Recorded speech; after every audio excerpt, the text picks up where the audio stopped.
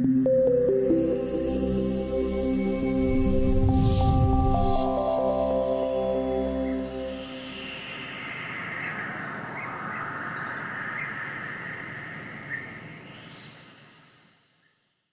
new government study has found antibiotic-resistant bacteria, what we now call superbugs, are in some of the most popular cuts of meat.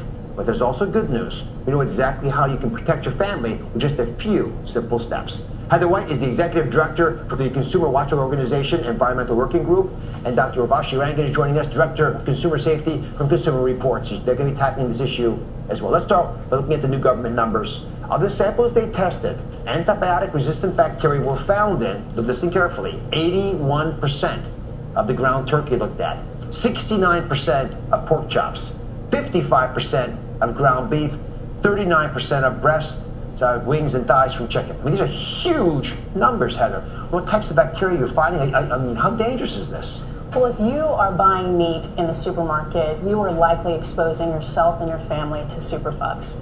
These statistics are very alarming, but they're not new to FDA. It's an indicator that the meat has had contact with fecal matter.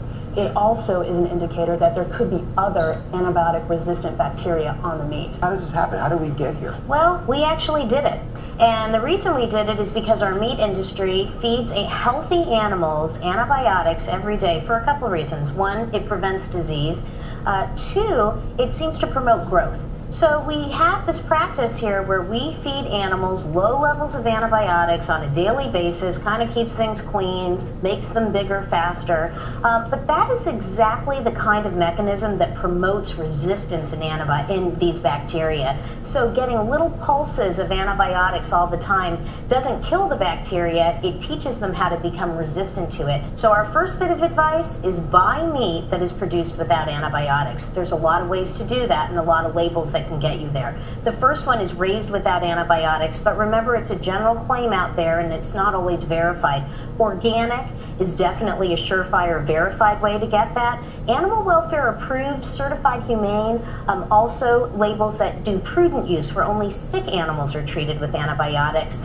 There's also the Global Animal Partnership, also sold at Whole Foods, that can also guarantee that antibiotics were not used. Fantastic advice. Thanks for doing the work to bring us to our attention.